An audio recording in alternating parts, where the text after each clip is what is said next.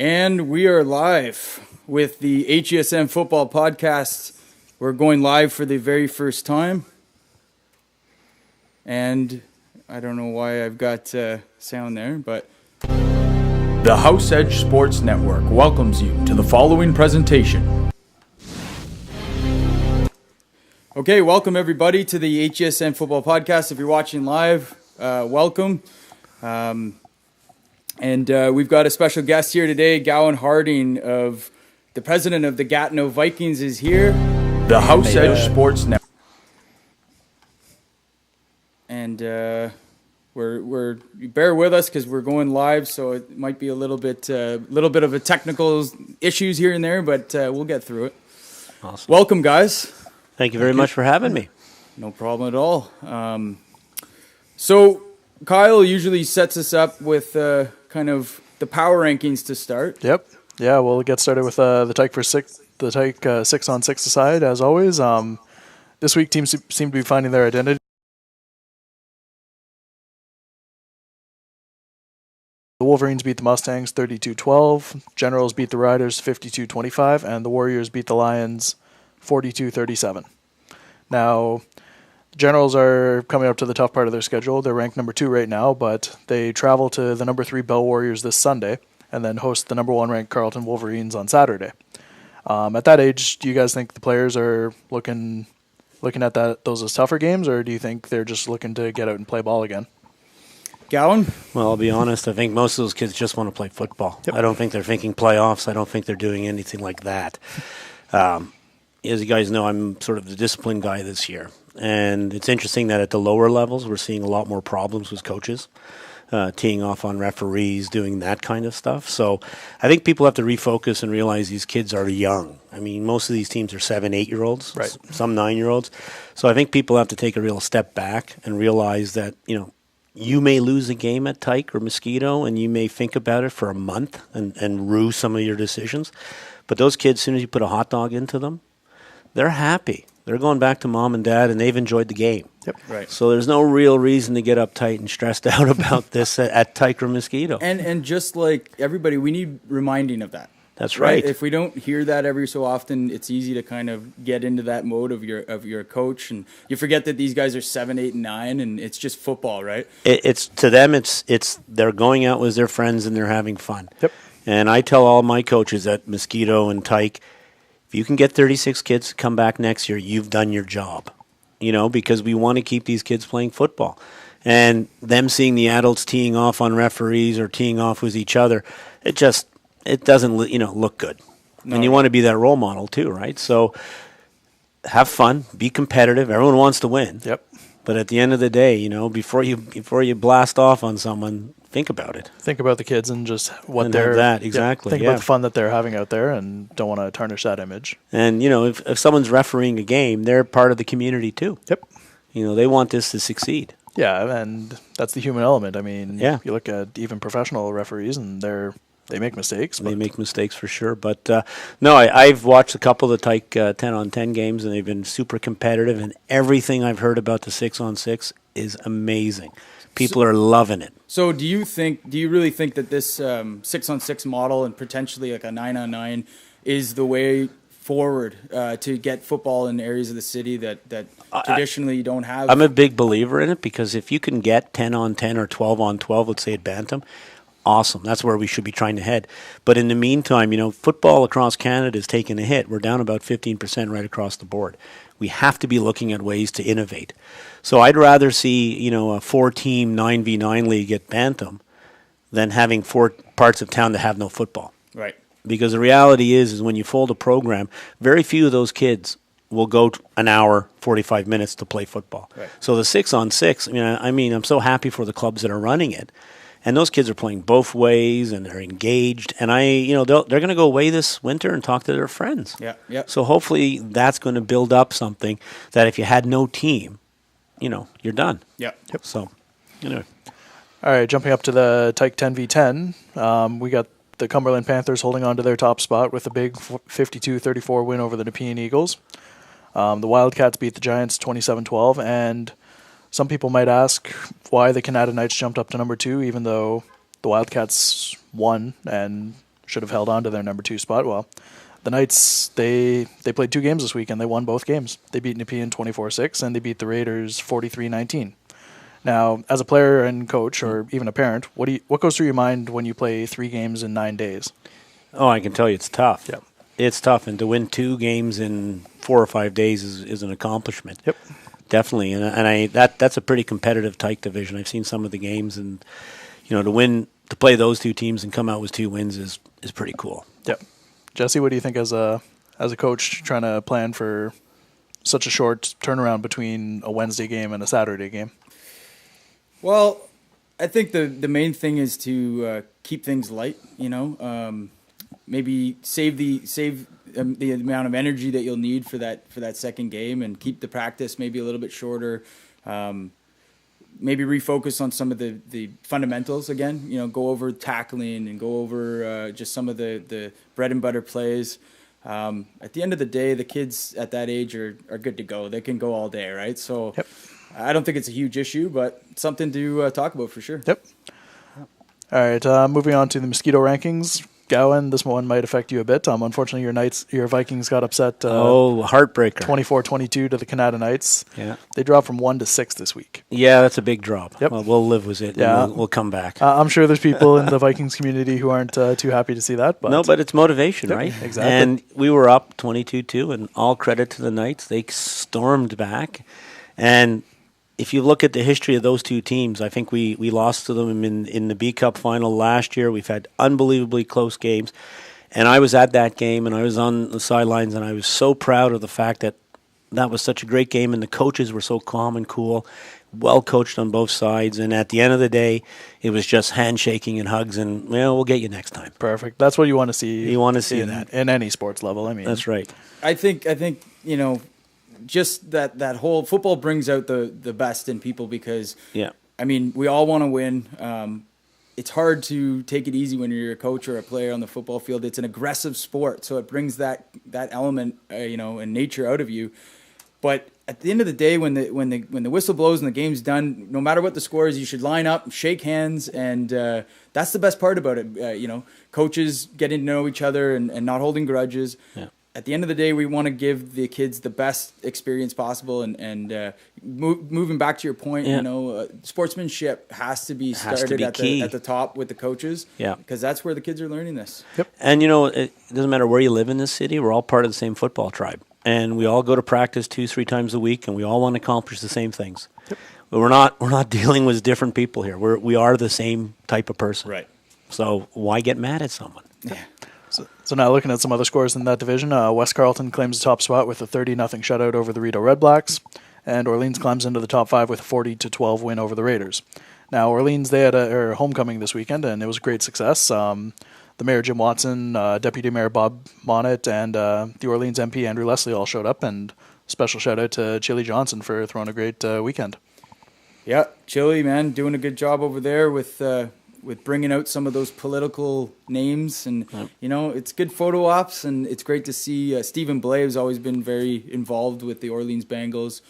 Jody Middick, I think he's the first sports commissioner of Ottawa. We'd like to get him on the podcast one time, and of course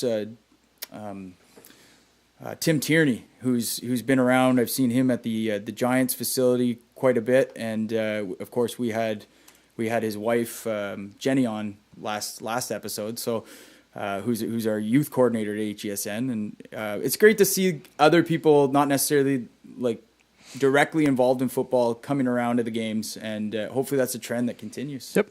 And Gawain, this week your number 6 Vikings, they have a chance to rebound from their first loss, and they're hosting the number 2 and undefeated Cornwall Wildcats. Oh, look, we always love when Cornwall comes. Yep. Looking forward to that one. Oh yeah, I think it'll be a great day for. I think it's Mosquito and Pee Wee. We're playing them. Yep. You got any predictions that you want to put on the air? Or? No, I'll let my coaches do the talking. All right, perfect. No bulletin board material for Cornwall this week. All right, we'll jump over to Pee Wee now. And this week there's a shakeup at number 1 and 2. Orleans takes over the top spot from Myers with a dominant 66-0 win over the Raiders. I was at that game personally, and Orleans dominated all 3 facets of the game: offense, defense, and special teams. Orleans had a solid running back, number 23, Jeremy, who rushed for 6 touchdowns, and I didn't keep track of the yards, but he was well over 150. And we also had Bell and Bel Air showcase their great running backs. Jesse, you were at that game, and I was, and I'd probably be able to roll some clips here while we talk. What I noticed in that game was two very good teams. I think the Lions maybe are a little weaker on defense, and they had trouble containing, like you mentioned, Tyler Biagent. Sorry if we're pronouncing that incorrectly, but this guy's a track star. His dad called me yesterday, said, "Where can I find this HESN stuff? I know you guys, I've watched you for a couple of years, but where is this stuff? Because my kid's now in Pee Wee, and you're starting to profile these guys." Yep. And I said, you know what, subscribe. The best way is to subscribe to the YouTube channel, because that's kind of the source where it all comes from. That's the well. And he told me that his son is a track star at school. He runs 100 and 200 meter sprints, and you can see that in this game, because when they got him on the perimeter, nobody could catch him. Yeah. When he got out to the sideline, he just had that burst of speed that no one else could keep up with. I think he totaled over 200 yards and 7 touchdowns. Right. And but I'll tell you, that Warriors Pee Wee team is probably, I would say, the best chance of the Panthers, the Orleans Bengals and the Myers Riders, who are playing tonight, right? Friday night? Tonight's not Friday, but sorry, not tonight, this week. But yes, apologies. Riders are hosting the Bengals Friday night at 8:15 p.m. at Quinn Point, and that's going to be a great game. Looking forward to it. I'll probably be at that game as well. Looking forward to that one. Right. No, that's definitely a game worth checking out. The other player that really stuck out, the O-line for the Lions, and the running back 47, who I believe I was told he also played Sooners this summer. Just a really tough individual. You know, he was hard to bring down. He ripped off a couple of 30, 40-yard runs. And he kept that team. You can see we're watching him run right now. He just pulls away, but just a tough guy, inside runner, huge, like a great career ahead of this kid. And a lot of kids at Pee Wee, that's when we're starting to see them come into their own, and they're playing in a great league here. Yep, well, they are. Yeah, for sure. 47, he's one of those angry runners, and it showed on the field that his aggressiveness and his ability to push through the O-line and make those big gains. Right. And now, moving on to Bantam Power Rankings. Steady week in the rankings, only 4 teams moving positions. Canada jumping up over Bell for the 2nd spot, and Gloucester South Raiders jumping up over Myers Riders for the 7th spot. Canada was impressive with a 51-0 win over Myers to highlight an impressive weekend for the organization, going 4-1. Their only loss was in the midget division to the defending champions, Bel Air Norsemen. Now this sets up a huge matchup this Friday night, another 1 versus 2 matchup against the Cumberland Panthers at Millennium Field on Saturday 7:30. Jesse, who you got for that one? Predictions. It's a tough one to call. I'm just looking over some of my notes. I think at that bantam level, having a solid run game is critical. So it's going to be a tough one. I think I've got to take the Cumberland Panthers in this one, just from what we've seen, the amount of points they're putting up. I think what's going to be critical for the Knights in this one is to at least put some points on the board, because Nepean showed they could score 23 points. I think they were up 20-10 in the second half. So the defense for Cumberland is the weak link, and it's gonna be a track meet. So they've got to put points up. Now, one X factor might be Cumberland coming off an unexpected bye to the Wolverines team folding at the bantam level. What do you expect Cumberland to look like on Friday night? Will they be refreshed and ready to go, or will they be a bit of rust, not having played for a week or in 2 weeks? No, I think they'll be ready to go. Like I said, I think teams are only getting better at this point in the season. They're not regressing, or at least for the most part. There might be a few with some injuries that are having to change things around, but from what I've seen, they're healthy. Canada's got to put up some points. Yep. You know, I don't know how many points they've scored this year in their wins, but that's critical. Yep. They've got to put points on the board to beat this team. I'm going to call Canada on this one. Okay. That's where I'm going with. All right. All right. And we also have a big number 3 versus 4 matchup tonight, Wednesday, September 20th, 8:30 at Caladar. We have the Warriors playing the Bel Air Lions again, or a move up from the Pee Wee division to the Bantam division. That's a big one. I'm going to be there shooting that one tonight. We'll get a good look at the Lions. I think from what I saw, the Warriors playing this weekend, you know, if their defense continues to play the way they are, we'll see them towards the end of the season.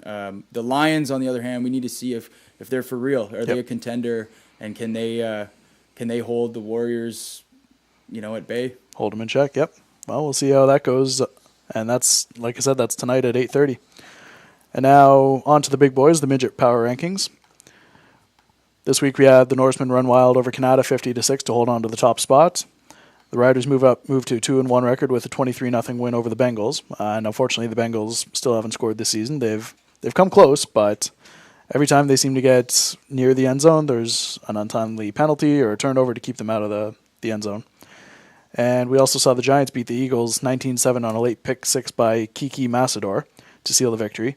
Now, the two teams play again this weekend. And with a week to review the film, how beneficial as a coach is being able to review that film? It's huge. I think it's everything.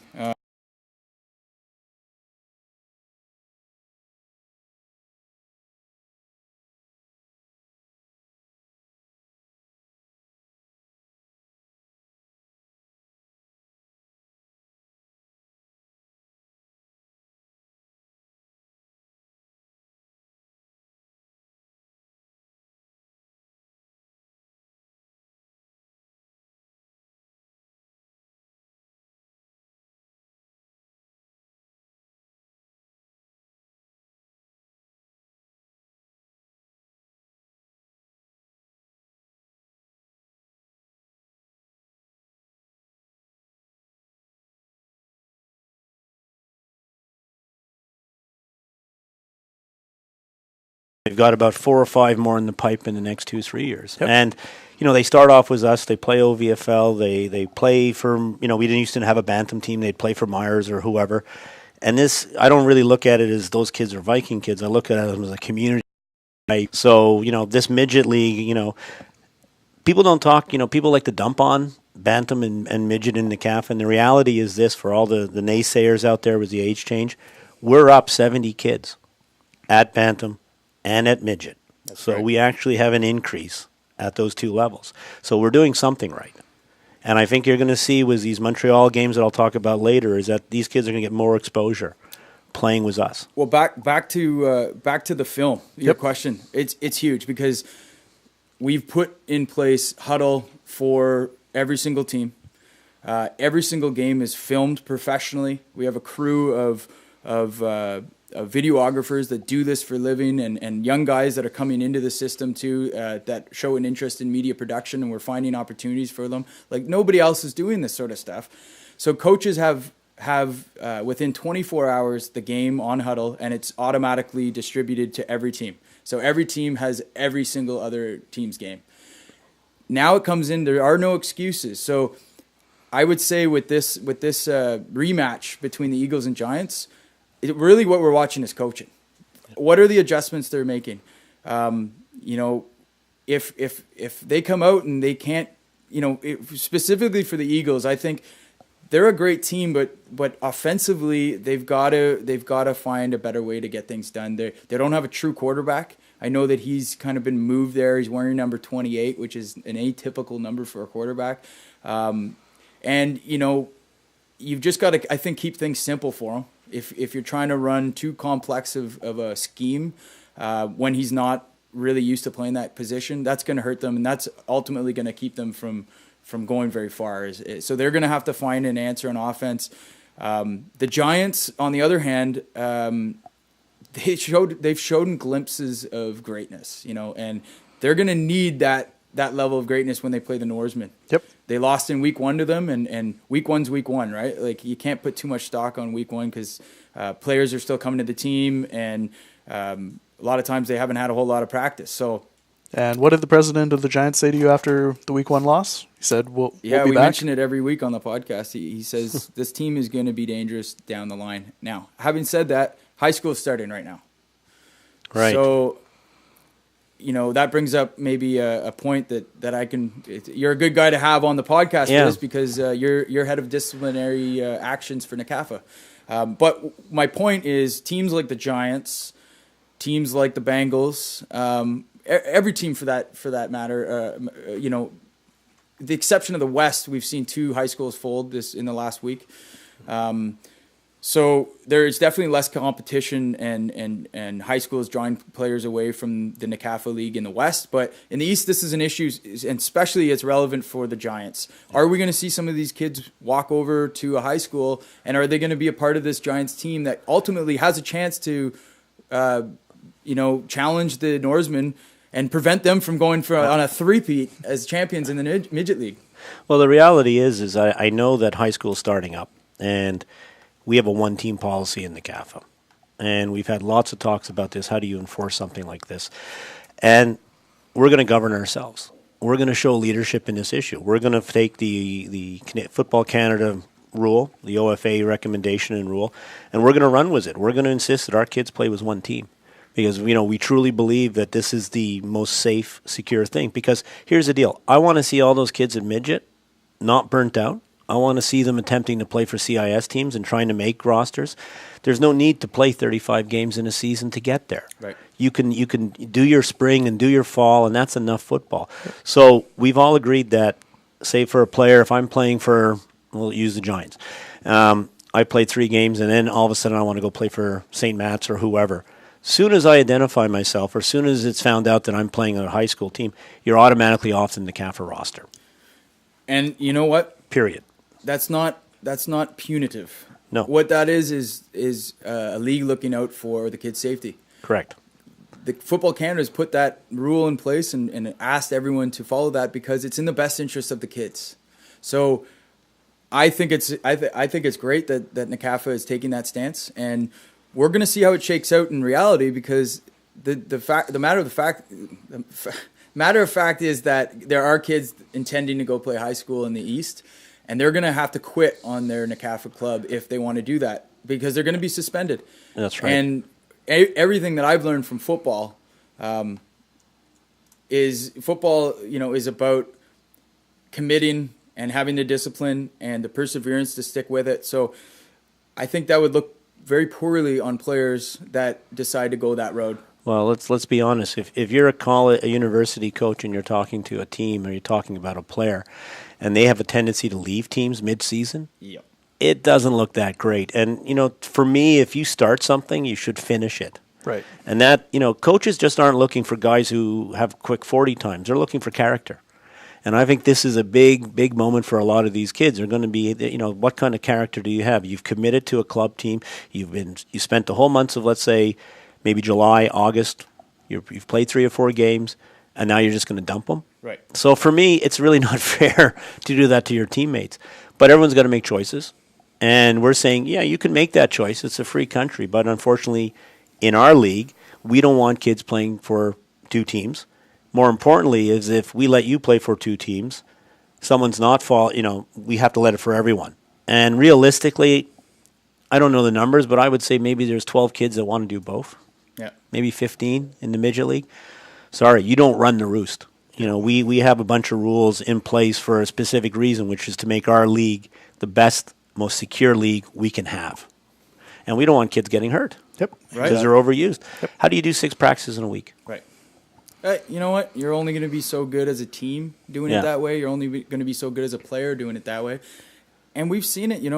There's a couple kids that have decided to play on the senior team last year that just weren't ready.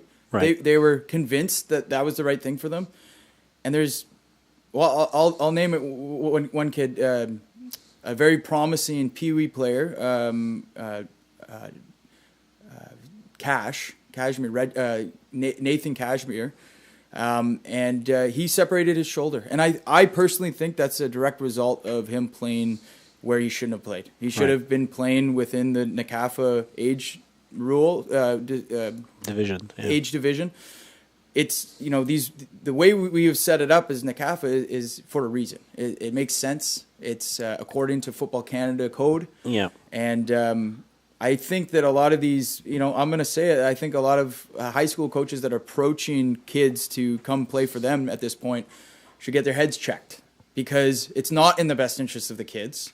Yeah. And I liked seeing NCAFA taking the stance that it is. So we're going to see in the next few weeks if kids are jumping ship or they're staying here. And, the one thing that I also think that we have to make sure that kids understand is that we put all the tools in place for that midget league to be the best option in Ottawa in the fall right now. We've got huddle accounts for every single team. Every game is filmed. We are going to have some bowl games with the Quebec coming League. up. Yeah. And everyone knows that football in Quebec is where it's at. Yeah. So maybe talk a little bit about those bowl games. Yeah, so we started to approach the MRFL, which is a Tyke Mosquito Pee Wee League. We've approached the Quebec Bantam League and the Quebec Midget League. And we wanted to do sort of an Eastern Canadian Championship big game at the end of the year. So we're about, I would say, from our side where it go, we're working out little small details, of course, rules, this kind of stuff. But you got to remember, everyone in this country is facing the same problems. We need to get exposure for this sport. And the Midget League this year, like you're saying, great exposure for everyone playing in the league. I think it's been a great initiative. We see the numbers increasing. So it obviously means we're putting out a good quality product. But we also want coaches. Imagine you now winning the City of Ottawa Championship. You're the A-Cup champions at Bantam or even Pee Wee. Now you get to have one more game against an opponent you've never seen. This is a true bowl game setting. Yep. You've never seen them. You've got some film on them. Let's go. So now you can become, Eastern Canadian champions. Like, that's something that it adds to the value, right? And there are some strong teams. I was looking at the North Shore Mustangs are 5-0. They usually go 5-0. Sun Youth is the same way, right? Sun Youth Hornets, they're 5-0 as well. So we're probably, Greenfield and Laurentian are right in the thick of it. Yeah. But let's say North Shore goes on or Sun Youth go on. We're going to see these guys, and this is a good test for Ottawa football to see what level we're at. That's right. And this is what coaches are looking for too. I think a young coach is looking for an exciting opportunity to coach a team where there are opportunities to test how good of a coach you are and how good of a team you can put together. So that is what's going on right now in that midget league, and it's exciting to see how this is going to shake down. I think getting back to the Giants, I think that they have the capability of winning the championship. They've got some players there. The quarterback, Oliver, who was an OPFL, like all-star linebacker for my JV OPFL team, and he won the A-Cup as a quarterback with the Raiders at the Bantam Division last year, beat my Warriors. Right. So, but this kid just got a really good football IQ, and now he's back playing quarterback because that's where they need him. He's one of these kids with the best attitude, most coachable kid he's one of my favorites, and he's a guy he's a winner, and he can lead this Giants team to a championship, but they're going to need everyone on board. They've got a great coaching staff there that are committed. Everything looks good for them, but, they're going to need to retain those kids that are maybe being drawn by the glamour of playing at a high school and specifically St. Matt's. Well, and even for someone, we've got some good Pee Wee teams. I mean, that's a pretty competitive top four in that Pee Wee division. Big time. So you're the big fish in Ottawa. Now let's go see what you can do against a city of 3-4 million people. Right. Let's have that game. Like, that to me is a challenge. And if I'm an A-Cup team, I'm ready to go do that. And the same was the Bantam, because this is where the CEGEPs in Quebec start looking at players at Bantam and at midget.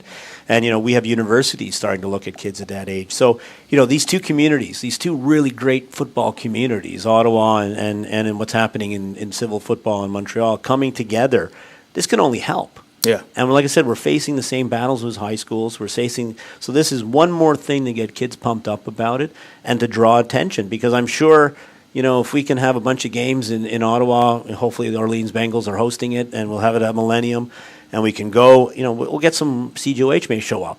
Yeah. And we may get some real, Right. movement on this. Yep. So this is all about promoting the game, and I hope that everyone buys into it from our side, because I know your club presidents have. But I'd like to get, like 800-900 people at that game for all of them. Absolutely. And of course, the championships, HESN is going to be streaming those. Yeah. So we put together a full broadcast team, and we've got the product, But off the field with this podcast, with the media, we're really trying to take things to another level, and I think it's an exciting time to be involved in the sport in Ottawa. And I speak for myself and my club, and I'm sure a lot of other presidents. You guys are really creating a scene, a football scene that doesn't really exist in a lot of cities outside of Texas and Virginia and California, right? I think it's fantastic that we've got this kind of movement and we've got this kind of level of support. Now it's time to take it to another level, because we're looking at bowl games this year.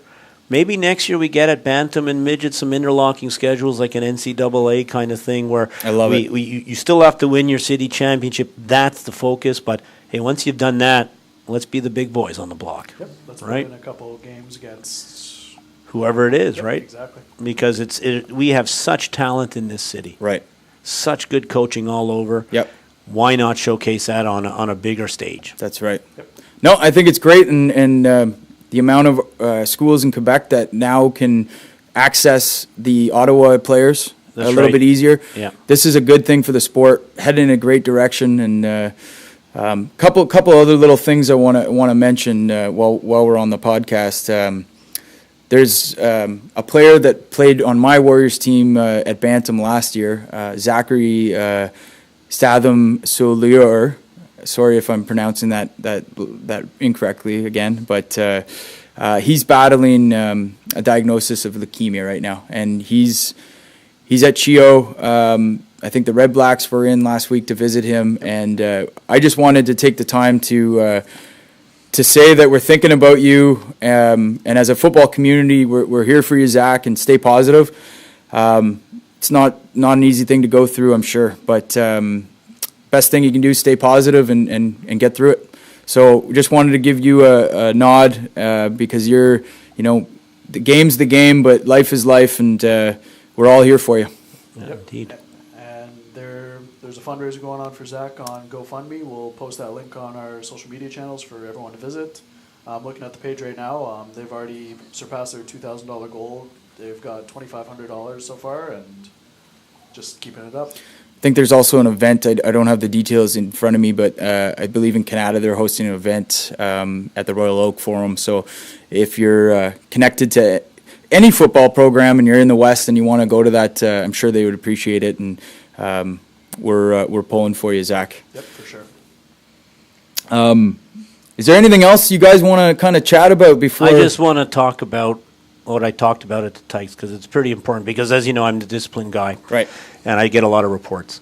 And the level of abuse that the officials have been getting this year has by far been the worst year in about 10 years. And I think we really have to come together and sort of give those guys a break. Right. I'll get things like, well, they get paid to ref. Well, okay, fair enough, they get paid, but because you're a volunteer, you can act that way. You can say these things. You can behave that way. I don't think that flies. We have a disciplinary code. I think most people should take a good look at it. We can't harass referees. We can't do this kind of stuff. We have to treat them with respect, because without them at our games, we have no games. Right. And I've talked to the referees a lot in the last 2-3 weeks, and they believe in this league and they believe in football. They are football guys. And to treat them with the way we've been treating them. But more importantly, if you're coaching and you are getting mad at a referee and you lose it, you lose your control and you regret it later, you should really think before you do that, because probably standing behind you are a bunch of kids. Yep. And what message do you want to send out to those kids? That we can lose our control during games, we can do this kind of stuff. And I think that, to me, is an issue that we really have to take care of. Yeah, for sure. It's not acceptable. Exactly. It's just not acceptable. Like you said, even though the referees are a paid position, they're still human. And they get it wrong. Yep. And the best way to do it is I've talked to Jaden, and who's the head of refereeing, and if you have a problem with a referee, talk to your club president, put it in to the league, and the league will address it. Yep. If you think a guy is continuously unprepared, well, you need to talk about it. You need to get the reports in. And by the way, they do get training.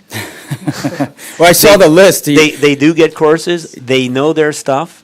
And Jaden's actually challenged all the coaches out there, anyone who wants to do it, because you think you know more than the referee. They have like a 15-question online thing that you're more than welcome to do. And again, I realize in the heat of the moment, it's hard, it's tough. Yep. But think where you are. Right. You are a coach. That is a lucky thing to be, right? You're supposed to be preparing these kids for life after football. And you're supposed to be preparing them to be good citizens. So if you're out there just mocking authority and doing this and doing that, it really sends, in my opinion, not a great message to those kids. Right. For sure. So that's my preach for especially today. at Tyke. I mean, Tyke, Mosquito, Pee-wee. I think I've never coached Tyke, and I've mentioned this before, and my girlfriend keeps saying, like, you said, we're having a boy, but we're having a boy. But Right.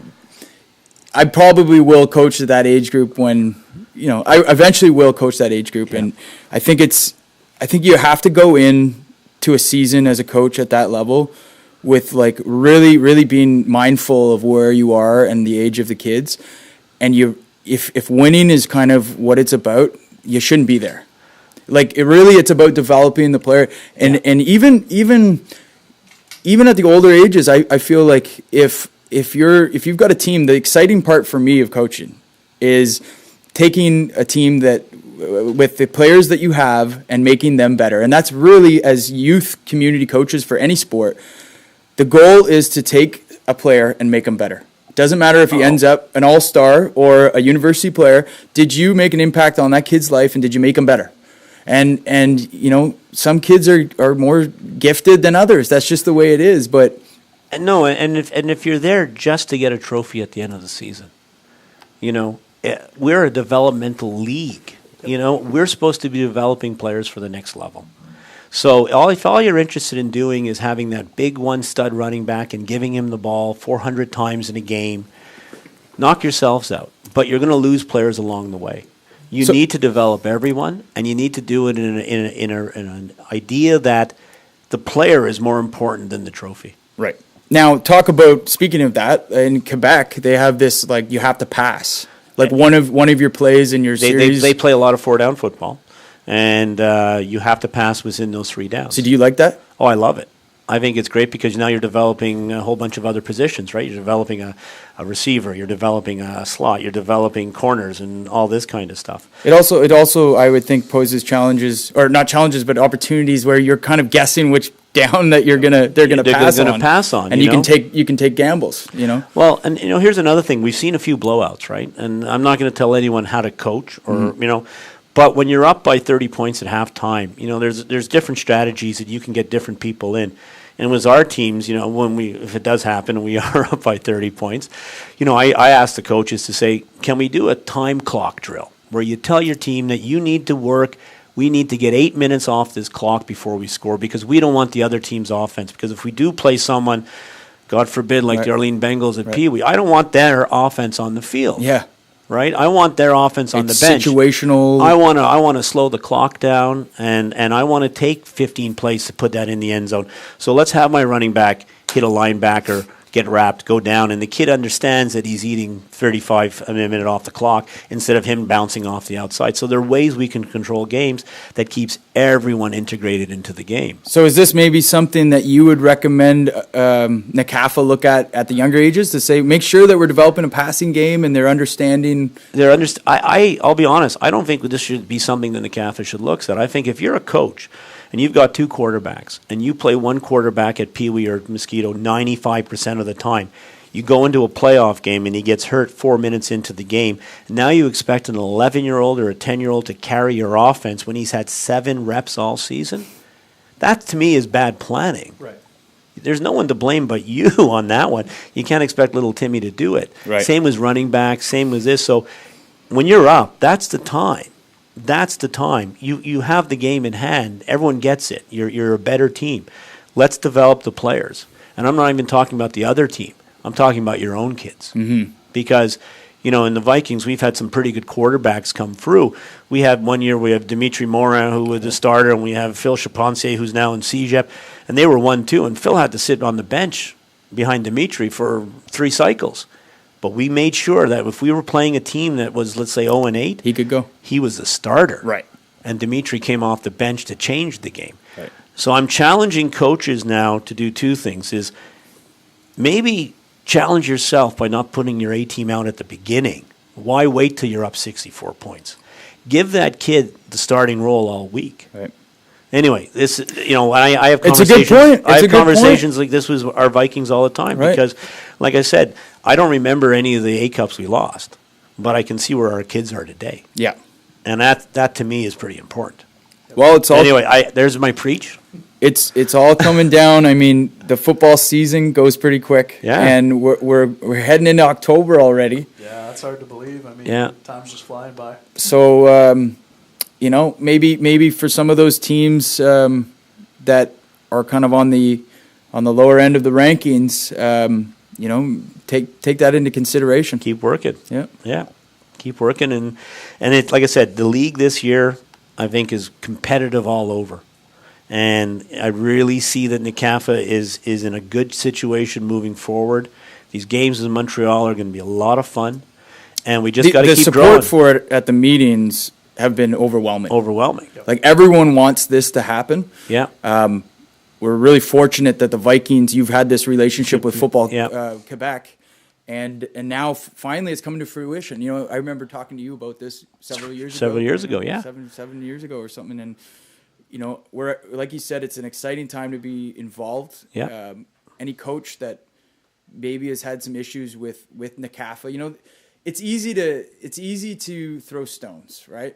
At the end of the day, we're a football community. Everyone loves this sport so much. Yeah. A lot of people coaching and involved with football in Ottawa are there because the game has given them something over the years. I know personally, I draw on so much in my daily life from the lessons I learned at Tyke and Mosquito on the football field. Yeah. And what we want to do is make this better. So we I think there's always a place for people that want to give back in any capacity with NCAFA. Kyle's a perfect recent example of someone coming back, played Bantam for the Raiders, came back, wanted to get involved, and everyone's found a spot and opened our arms to finding you a place, and now you're running the podcast and the power rankings. By the way, I will say it's Kyle's power rankings, so any compliments can come to me, any complaints to him. Yeah. If anyone has any complaints, I'll read them. I'll probably have a smart response for you, But at the end of the day, that brings up a point where with HESN, we're really trying to bring a professional dynamic, and anything that we do, it's not. We are just putting out the games and the lopsided scores. If that occurs, it's just a fact of life. Right. We're trying to cover all the teams and represent everyone. But like anything, it comes with challenging of covering everything. It's a big league. We've got It's the a biggest big league, and I know there's a bunch of Viking stuff, but I have a camera phone. Yeah. So when you see a picture of the Eagles and Vikings, I'm taking that. That's right. Clubs need to throw out information. Yeah. If you don't have a web presence, you really need to get one, and you need to work for it. This is the new reality that we are in. You need to get your message out, Right. and you guys are giving us the platform to do it. So if you're going to complain about the fact that your club isn't getting a lot of airtime, so to speak, then take some pictures and send them. It's just that simple. And you know what? A lot of clubs have been great. Canada's done an amazing job of, I want to give a shout out to Amy, who's really provided Kyle and I like a lot of like insider info. Her son's actually the quarterback at Bantam. Great kid. And they're having a great season. So, I mean, there's a lot of great stuff. Cornwall's been sharing all the power rankings. Everyone's done a phenomenal job, and I pulled up last week's analytics on Facebook. Okay. And we're reaching 19,500 people every week. Well, at least that was last week, with the content that the league is producing. Right. That's very good. That's Yeah. very good. And on our first broadcast of HESN Live, at the midget level. We had 1,000 people watching the game that weren't there physically at the game. With the midget showcase coming up, and I know that we're hoping to host. We were hoping to host a Quebec team, but maybe that's the bowl games will be the first time we'll see these Quebec teams. But for the midget showcase, we'll have 3 games back to back at TD Place, live streamed. We're putting out a list of the games and players to watch to the OUA coaches who are all off that day and able to watch that game. We're going to put a list to the RSAQ and the schools and say, listen, these are our 16, 17, and 18-year-olds in Ottawa playing. And you know what? It's an exciting, like I said, I've said it 3 times already. It's an exciting time to be involved with the league. Yep. Yeah, there's a new energy. And it's going to be a fantastic end of season. I can see it. I can imagine what those games are like on the weekend of November, 4th, 5th, I think it is. Exactly. No, I just think it's going to be a great weekend. And then, like I said, 2 weeks later, we take on the champions of Quebec, Montreal, civil football, and we're going to end it with a boom. Now, let me ask you a question before we get off this topic. If an A-Cup championship Bantam team, let's say, has a couple injuries that in that game, is there the opportunity of maybe selecting a player or two to help on the roster for that bowl game from another team? Unfortunately not. Okay. Because you have to have played 4 games with that team during the regular season. And you've had to be with that team by October 1st. Okay. So you do have the 2 week. You do have the 2 week span, right? So if there's niggling injuries, the Quebec team is going to actually have the reason it's 2 weeks because Quebec has the 10-game season. So their season is ending a week later. Okay. So we're going to have a chance, our coach is going to have a chance to go down to Montreal and watch them play live. Wow. They're just going to have to watch our film. Yep. So there's an advantage there, but then they have that 2 week layoff. And are we sharing film with them? As a courtesy? That should be a given. Okay. That should be a given. I think all our championship games especially. Think about not just the players, but if you're not getting excited as a coach hearing that you're representing the city of Ottawa and our football community, the amount of support that those coaches will get, and they got to put it on the line, and they're gonna have each other's film, and it's gonna be a war. It's Grey Cup months in this town, and we're gonna be hosting the Eastern Canadian Championship Bowl games. Part of that whole month. You just said it. It's official now. It's official. There you go. There you go. Until a big sponsor comes along. Yeah. Right, and then we can always call it the Talus Bowl if we need to. Need to, yeah, exactly. Kyle, is there anything else that we want to cover here? I think that's about it. I just want to say, however the bowl game ends up, it's a great stepping stone for Ottawa football to step up against the Quebec kids and see where we're at. Yep. Well, guys, I think we'll end it there. Yep. If you've been watching live, sorry for some of the technical glitches, but we'll sort it out. We'll get it better. It's live. It happens. Yeah, and thanks for tuning in. And once again, the best way you can help us with HESN is to subscribe to the YouTube channel. We want to hit 2,000 this year. We're at it took 3 years to get to 100, and then we're at about 1,200 right now. Yeah. So if we can hit 2,000, you can do that. Like our Facebook page, like the NCAFA Facebook page, like the follow NCAFA and HESN on Twitter, Instagram, all that jazz. And if you want to get involved in the league, now is a good time. So if you're looking to coach somewhere, I know that the touch and the flag and the cheerleading is all kind of really blowing up right now. So with Grey Cup in town and the next time that HESN will be going live with our full A-team broadcast will be September 28th, next Thursday. We have a great midget matchup between the Knights and the Riders, which I think the Knights and the Riders is a critical point. Is that you're looking at me like no? Giants and the Riders. Giants and the Riders. My apologies.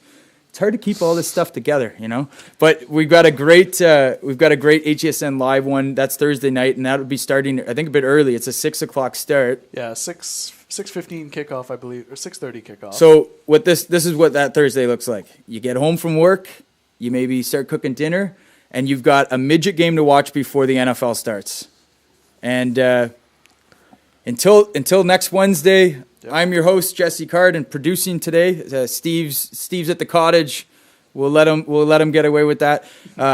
Kyle Ball and our special guest, Gawain Harding. Thanks for being here. Well, thank you very much for having me, and I would be remiss if I don't push the 50-50 tickets at the Red Blacks, we always need an extra seller. Yep, perfect. There you go. You heard it. And how would they get in touch? How would they sign up? They would go to Amy and let her know. But we've been selling gangbusters, and we've got the Grey Cup. So if you can do some games and sell some 50-50 tickets to now, there's a good chance you could do the 50-50 at the Grey Cup game. So we need sellers. We're going to need about 50 for that whole day. Yep. So, and all the money comes back to us. And how well have we, you said gangbusters, but like, I mean, what is the 50-50 now allowed the league to do? Like, well, a big cost is covering refereeing costs to keep our league fees down. Also, it allows clubs to take that money to buy equipment. So, we've got some good sellers. We've got a lot of money coming in. But if you do not go out for your club gets less money. Right. That's the bottom line. Yep. So everyone should be signing up, going. I've only done one so far, and you know what? I should be doing more. But it was a lot of fun. I see Gawain there. He's there all the time. He's done a lot. I see people I know from all over town. I get to talk football. Everyone's happy to see you. It's not selling, encyclopedias door to door. Right. People track you down to buy these tickets. Yep. And what I notice is that the more drinks people have in them, the more they buy, and it's fun part seeing of the party. that transition. And, it's fun. So I recommend if you haven't sold 50-50 at the game, Dan Lachance, who's the president of Canada, has done a phenomenal job. He's got a Cracker Jack team helping there, and it's never been better. It allows the money that allows us to build some infrastructure to help the game, all these sorts of things that we're introducing. It's amazing. So, and with Grey Cup in town, I mean, the festivities are going to be starting. I think Dan said that we can start selling 50-50 at 9 a.m. on the night of the game, or the day of the game. So I can only imagine what that pot's going to look like. And they need 50 sellers. Yeah, and they're talking about it, at the end of that day being about $150,000. That's to the winner. So we're looking to sell about $300,000 worth of tickets. So we definitely need volunteers. It's a great goal to have. The last thing I will mention, and I'm glad that I remembered to do this, was about, I think on August 18th, Robert Vanesse is a longtime friend of NCAFA. He played in NCAFA. He just celebrated his 50th birthday, and he approached Steve Dean, president of NCAFA, and said, I'd like to do something special for the league and do a fundraiser for my birthday party. So I put together a little promo, like a flyer for it, and I wasn't able to attend, unfortunately, but apparently it was a huge success, and we were informed that they raised $14,000. $14,000, and just here you go, guys. So thank you very much. And that money has been, he's directed that he would like it to go to players that need financial assistance to play. One thing that's so great about this league that I think is that while other people are trying to find ways to bring, kids to the U.S. and all these little passing camps and little things and private little businesses. NCAFA is trying to its damnedest to keep the cost of play at under $300 for a whole season. What that really means and how that manifests in the community is that kids that come from less fortunate backgrounds can play the sport with relative ease, and we can really find some diamonds in the rough. And there should be no kid turned away because of income level. Right. Like that should be the bottom line. That should be an objective of our league and of every club, because we are a community-based league and our clubs are part of the community, and every kid that's growing up in our communities should have the chance to play an organized sport. Right. Because we all know how great it is. And Robert tells a story. If I can just kind of read what he wrote, because it is pretty important, and it's pretty touching. He said, Robert Vanesse, once again I'm apologizing for my pronunciation, but as a young kid growing up in Overbrook, trouble was all around me. He says, along with good parents and good friends, the Minto Colts and NCAFA were a big part of making me who I am today. Playing football not only kept me off the streets, but also taught me about commitment, discipline, self-discipline, and perseverance. Also, when battling it out on the field 4 to 6 days a week, you don't just make a few new friends, you make 40 close friends. and they're all of every shape, every size, every color, every language. And this network stays pretty tight throughout your life. I'm still friends with guys that I played with at the Warriors, Justin Phillips, who went on and did some great things in the CFL and is now doing great things and starting a young family. I just saw on Facebook, he just had a little baby born in the last 72 hours. So football is great, and we want to thank Robert and his wife for all the work that they did in raising that money. And we're going to make sure that we do our part as a league to make sure that gets to the right kids that want to access football and play in this great league that we have here in Ottawa. Yep. Until next time, once again, Jesse Card and Gawain Harding and Kyle Ball. Yep. Peace out. Have a good one, guys.